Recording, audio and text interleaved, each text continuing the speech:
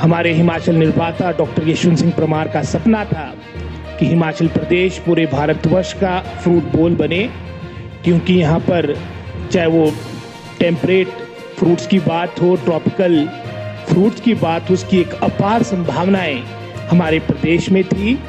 उन्हें पता था कि यहाँ पर सीमित आपके खनिज पदार्थ है, मिनरल वेल्थ है, और इंडस्ट्रियल सेक्टर का भी एक सीमित क्षेत्र में ही विकास हो सकता था। और हमारे प्रदेश में लगभग 60 से 70% लोग कृषि क्षेत्र से संबंधित है। तो इस क्षेत्र को प्राथमिकता हर सरकार में मिली है, लेकिन वर्तमान सरकार के कार्यकाल के दौरान कुछ, जैसा नेगी जी ने कहा, कुछ कमियां विशेष रूप से नजर आ रही है, जो इस प्रस्ताव के माध्यम से मैं सरकार से आग्रह करूंगा कि इन कमियों को दूर करे। विशेष रूप से मैं अगर अपने क्षेत्र की बात करूं, क्योंकि हमारा सेब बाहुल्य क्षेत्र है, जहां समस्त हिमाचल प्रदेश में हॉर्टिकल्चर सेक्टर में, जैसे मैंने पहले कहा, अपार संभावनाएं हैं।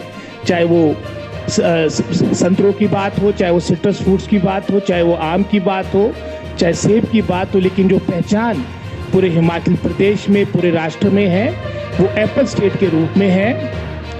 और हमारे क्षेत्र का मैं समझता हूँ एक बहुत बड़ा योगदान, जो 5,000 करोड़ की आर्थिकी इस एप्पल इंडस्ट्री की बनी है, उसमें निरंतर सरकारों का बहुत बड़ा योगदान रहा है। जो वर्तमान सरकार ने, जो हमारे को 1980 के दशक से लेकर जो फफूंदनाशक, कीटनाशक पे जो अनुदान पे दवाएं मिला करती थी, जिसका एक बहुत बड़ा लाभ हमारे लघु और सीमांत किसान को मिला करता था, क्योंकि हिमाचल उन पायनियर स्टेट्स में जहां पर लैंड सीलिंग एक्ट लागू हुआ था। हमारे प्रदेश में पहाड़ी क्षेत्र है और यहाँ पर मैं समझता हूँ जो आपकी जमीनों की भी एक सीमित आपके पास मैं समझता हूँ जगहें हैं, उसमें मैं समझता हूँ 90% जो हमारे किसान और बागवान है वो आपके लघु और सीमांत किसान आते हैं।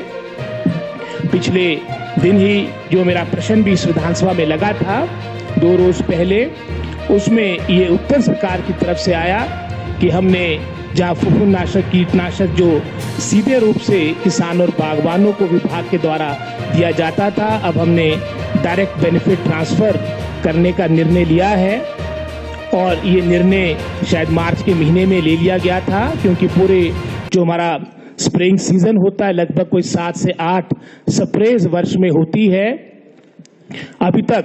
अभी तक वो कोई भी, मैं समझता हूं, एक भी किसान बागवान को डायरेक्ट बेनिफिट ट्रांसफर के माध्यम से जो राशि मिलनी थी वो मिली नहीं।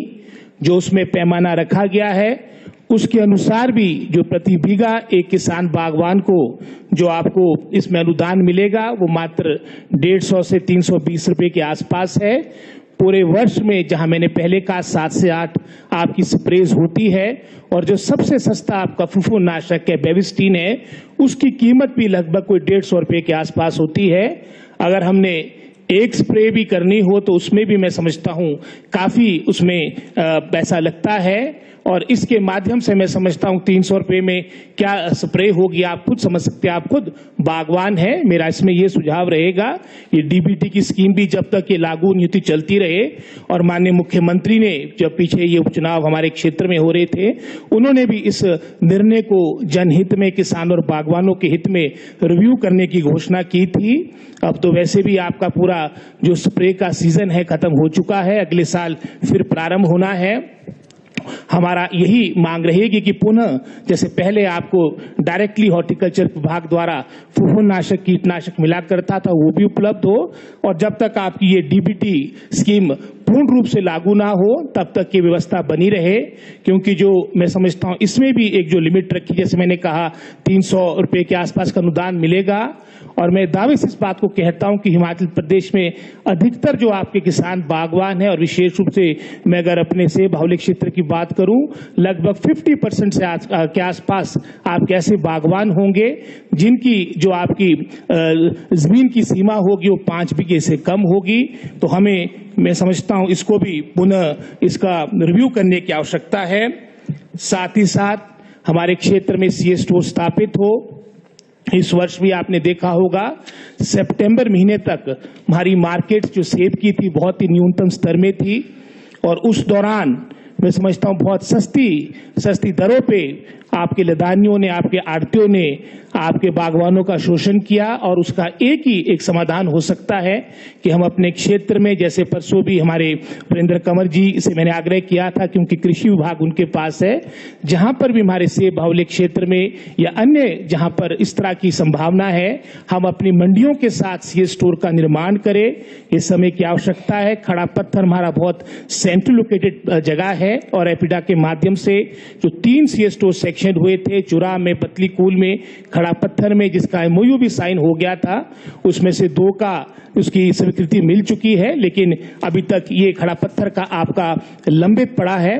इसमें भी मेरा आग्रह रहेगा सरकार से, इसको भी शीघ्र इसकी भी स्वीकृति प्राप्त हो। जमीन की कोई समस्या नहीं है, फंड्स वैसे भी हमारे बहुत से प्रोजेक्ट्स आ रहे हैं, हम अपने नाबार्ड के माध्यम से भी सीए स्टोर की फंडिंग कर सकते हैं, अगर विधायक प्राथमिकता भी उसमें लगती, क्योंकि सीए स्टोर का भी जो कार्य होना है वो ग्रामीण क्षेत्र के आधारभूत ढांचे को सुदृढ़ करने के लिए होना है। ये एक माध्यम हो सकता है।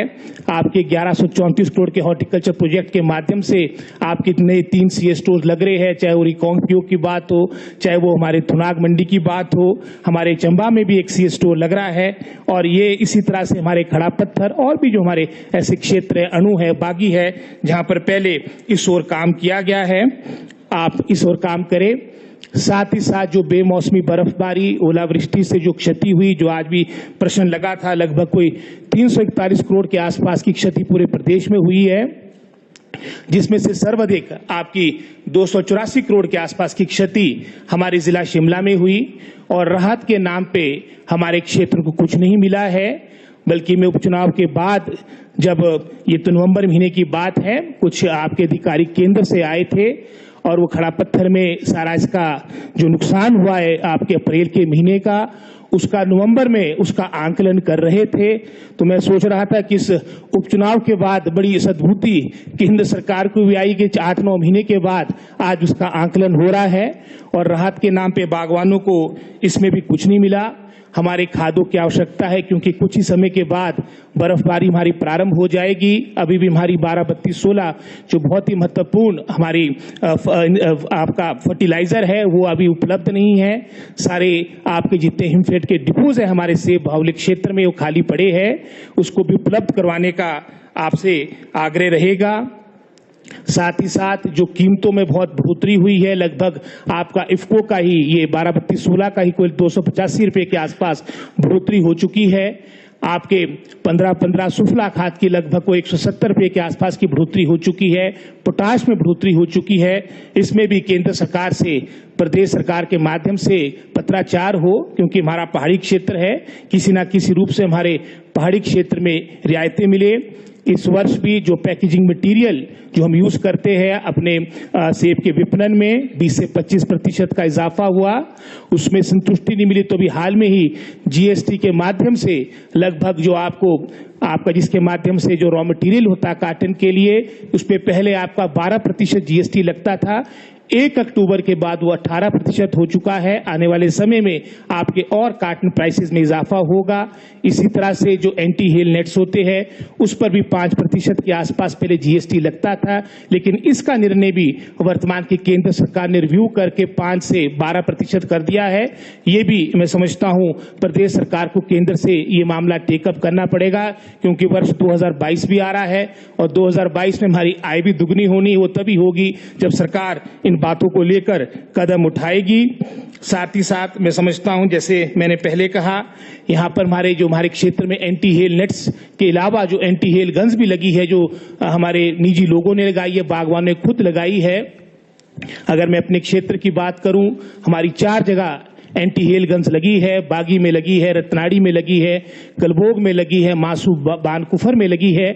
इसको भी डिपार्टमेंट टेक ओवर करे, क्योंकि 3 गन्स आपकी ऑलरेडी हॉर्टिकल्चर डिपार्टमेंट के पास है। एक हमारी मड़ाव चौपाल में लगी है।